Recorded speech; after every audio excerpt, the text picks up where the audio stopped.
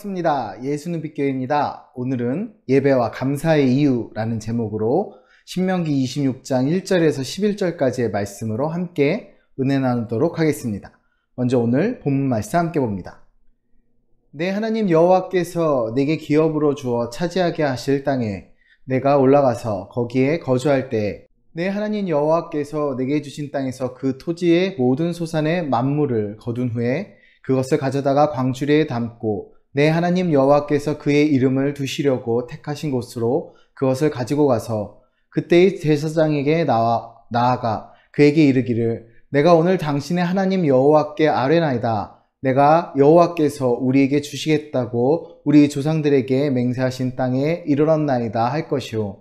제사장은 내 손에서 그 광주리를 받아서 내 하나님 여호와의 제단 앞에 놓을 것이며 너는 또 내 하나님 여호와 앞에 아뢰기를 내 조상은 방랑하는 아람 사람으로서 애굽에 내려가 거기에서 소수로 거류하였더니 거기에서 크고 강하고 번성한 민족이 되었는데 애굽 사람이 우리를 학대하며 우리를 괴롭히며 우리에게 중노동을 시키므로 우리가 우리 조상의 하나님 여호와께 부르짖었더니 여호와께서 우리의 음성을 들으시고 우리의 고통과 신고와 압제를 보시고 여호와께서 강한 손과 편팔과 큰 위엄과 이적과 기사로 우리를 애굽에서 인도하여 내시고 이곳으로 인도하사 이 땅 곧 젖과 꿀이 흐르는 땅을 주셨나이다.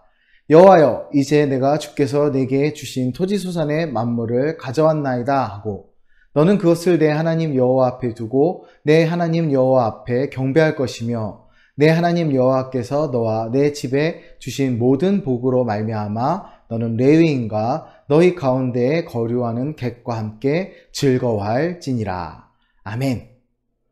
오늘은 2021년 추수감사주일입니다. 추수감사주일의 유래에 대해서는 여러 이야기가 있지만 우리 추수감사주일, 추수감사절은 1620년 종교적 자유를 찾아 메이플라워호를 타고 영국에서 신대륙으로 이주한 청교도 곧 퓨리탄들이 이주 첫 해에 아주 혹독한 추위와 질병으로 많은 이들이 목숨을 잃고 그런 시련을 겪은 후에 그 다음 해인 1621년 정착지에서 첫 추수를 마친 것을 기념해서 하나님께 감사의 예배, 기도를 올리고 잔치를 연대해서 비롯되었다 합니다. 청교도들은 그들에게 도움을 준 원주민들도 초대해 옥수수 등의 곡식과 또 야생 칠명조 등의 음식을 나눠 먹으며 수확의 기쁨을 함께했다고 전해지죠. 일반적으로 이날을 터키데이, 칠면조 9일을 먹는 풍습이 있어서 터키데이라고 부르기도 합니다.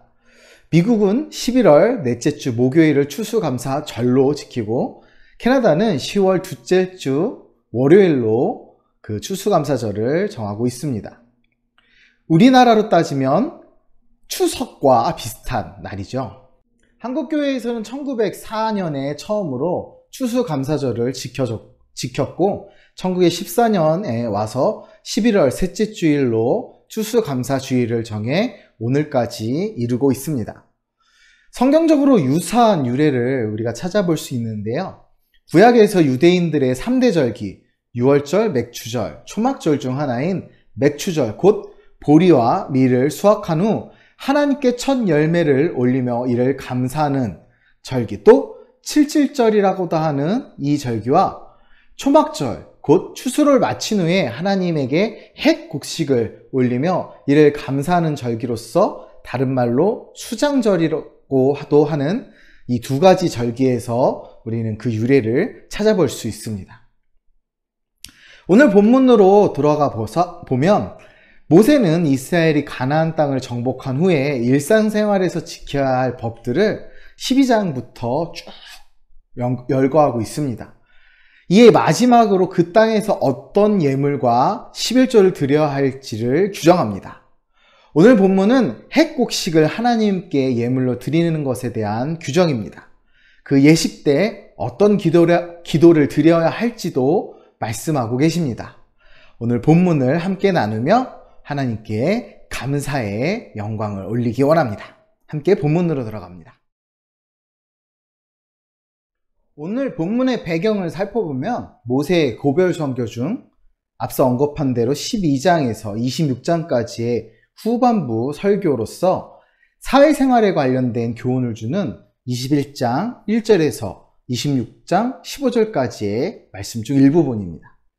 오늘 본문을 읽으며 우리가 알 수 있듯이 지금까지 이스라엘은 농사를 지어본 적이 없습니다. 그러나 가나안 땅에 들어가서는 기업으로 받을 땅을 경작할 것이고 또 토지소산을 얻게 될 것입니다. 40년 동안 광야에서 생활하며 만나와 메추라기로 생활을 이어왔고 또 유목민족으로서 살아왔기 때문에 경작 그리고 농사 짓는 것에 대한 규정이 반드시 필요하겠죠.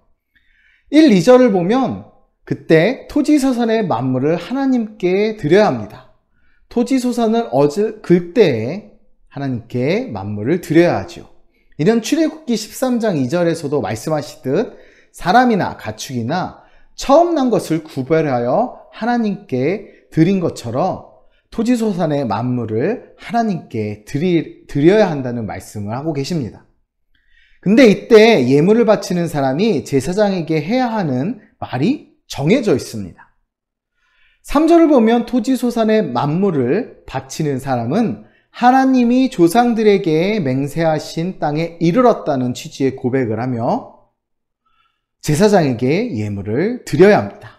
이는 가나안 땅에 들어간 첫 해에만 고백하는 말이 아닙니다. 세월이 흘러도 매년, 매해 절기에 맞춰, 시기에 맞춰 이 고백을 하면서 제사장에게 토지소산의 만물을 바쳐야 하는 것이 바로 이들의 율법입니다. 세월이 흘러 가나안 정복 이야기가 전설과 같이 된다 하더라도 이스라엘 백성들은 매년 이 고백을 하면서 첫 소산을 하나님의 전에 성소에 바칠 것입니다.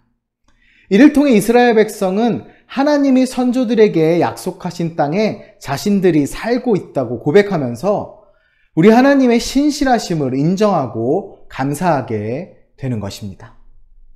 지금도 매년 부활절, 성령강림절, 추수감사절, 성탄절 등 그런 절기를 지키는 이유도 이와 비슷합니다. 주님이 우리를 위해 행하신 일을 매년 기념하고 또 감사하며 이를 통해 우리 후손들에게 하나님이 우리에게 베푸신 은혜에 대해 가르치기 위함입니다. 우리는 얼마나 이런 감사를 의미 있게 행하고 있을까요? 우리 안에 항상 하나님에 대한 감사와 그 실천의 모습을 돌아보기 원합니다. 우리가 때로는 불평불만 그리고 습관에 쫓아 하나님을 예배하거나 그 예배조차 하지 않을 때가 있습니다. 내 자신의 이기적인 욕심, 이기심과 욕심으로 하나님의 영광을 가리우지 않는지 우리의 삶을 돌아봐야 합니다. 우리 삶에 감사가 넘치기 원합니다. 감사가 넘치는 삶, 범사에 감사하는 삶이 하나님이 원하시는 삶입니다. 오늘 추수감사주일, 우리가 하나님께 감사할 이유를 찾기 원합니다.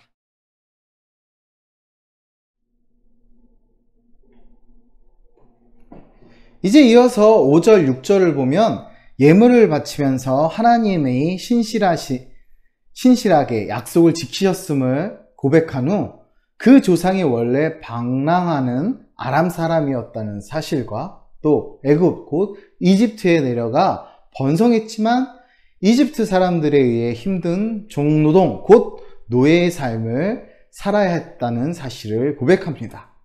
과거를 잊지 않는 고백이지요.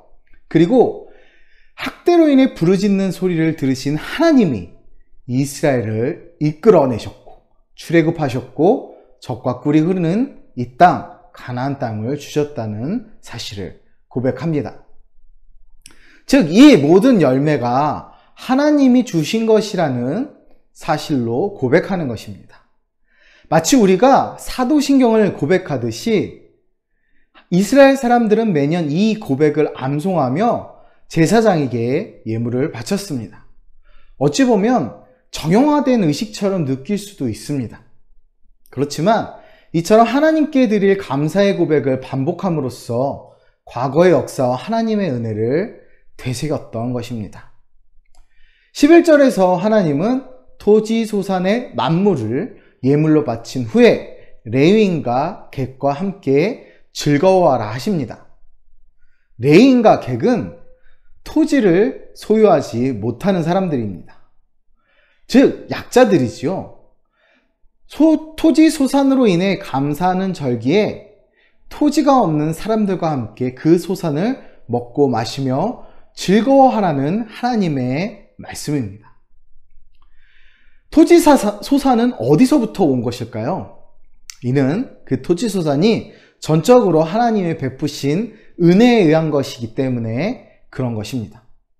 하나님이 거저 베풀어 주신 은혜이기에 나 혼자만의 소유가 아닌 다른 사람과 함께 나누는 것이 마땅하다는 것이지요. 이스라엘 백성이 가나안 땅에 들어가 첫 번째로 정복한 성을 기억합니다. 여리고성. 그 여리고성을 정복할 때 이스라엘 백성들은 칼이나 창이나 기타 무기를 들고 싸운 것이 아닌 오직 하나님의 명령에 순종함으로써 정복했습니다. 곧 하나님이셨기에 난공불락의 여리고성을 정복할 수 있었고, 그렇기에 하나님이 그저 하나님께 순종하고 나아가는 백성들에게 거저 주시는 은혜라는 것입니다. 이스라엘은 이렇게 민족의 정체성을 유지하고 또 계승하고 사회적 연합을 이룰 수 있었습니다.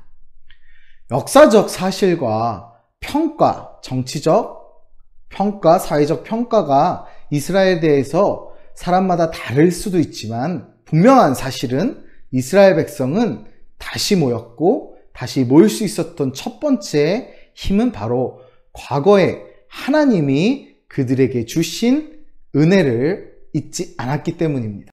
오늘 추수감사절을 지키고 기억해야 하는 이유가 바로 여기에 있습니다. 우리가 하나님의 은혜를 기억하기 위함입니다. 예수 그리스도의 은혜를 기억하기 위함입니다. 또 우리 모든 삶이 예배가 되고 그 안에서 영광을 나타내야 하지만 우리가 인간이기에 자꾸 그 사실을 망각하고 또 쉽게 하나님을 우리 삶의 중심에서 멀리 두고 내 삶의 보좌에 스스로가 앉는 경우가 많이 있기 때문입니다. 그렇기에 우리 삶의 중심으로 하나님을 우리 삶의 중심으로 모시고 살기 위해서 정해진 날과 시간에 습관에 쫓은 예배가 있어야 하는 것입니다. 또 우리 삶에서 신앙생활을 위한 정기적인 기도와 말씀 묵상이 있어야 하는 이유가 바로 여기에 있습니다. 유대인들이 모든 일을 옳게 행했다는 것은 아닙니다. 그리고 그들이 지은 죄 중에 가장 큰 실수는 예수님을 십자가에 못 박으라 외쳤던 것이지요. 그러나 그 실수가 없었다면 우리의 구원은 없었을 것이고 또 하나님께서 그 실수를 용서하셨기에 그들 역시도 예수 그리스도를 구주로 영접하면 구원받을 수 있습니다. 유대인들이 하나님을 잊지 않기 위해 행하는 여러 습관들, 행위들, 우리가 본받아야 할 것들은 본받아야겠죠. 습관을 쫓은 예배, 습관에 따른 예배, 절대 하나님을 잊지 않기 위한 행위를 실천하기 원합니다. 말씀을 정리합니다. 매일, 매주, 그리고 매년 반복해서 예배하다 보면 우리가 자칫 식상해지기 십상입니다. 지겨울 수 있지요. 목회자인 저 역시도 말씀을 전하지만 이 말씀을 듣는 성도님들이 지루하거나 재미없거나 귀찮아하는 모습을 보면 회의감이 들 때도 있습니다. 반복되는 일상, 반복되는 예배가 식상하고 재미없고 지겨울 때 과연 우리는 그 예배를 그 이유 때문에 떠나야 할까요? 반복되는 예배를 하나님이 요구하시는 이유는 하나님의 신실하심과 은혜를 기억하고 또 되새김으로써 우리 인생의 본질이 되게 하시려는 것입니다. 그렇기에 우리가 듣는 말씀이나 우리가 나누는 간증이나 우리가 나누는 찬양이나 기도가 때로는 지겹고 식상할지라도 그것이 우리 안에 하나님을 향한 믿음의 고백이 될 수 있도록 반복할 수 있는 지혜도 필요한 것입니다. 하나님의 베푸시는 은혜는 아무리 반복해서 감사하며 찬양해도 지나침이 없습니다. 모든 것이 하나님으로부터 왔기 때문입니다.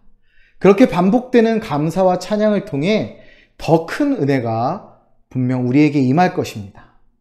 오직 여호와께 감사하며 그 구원하심을 기억하는 우리가 되길 축복하며 기도합니다. 감사합니다.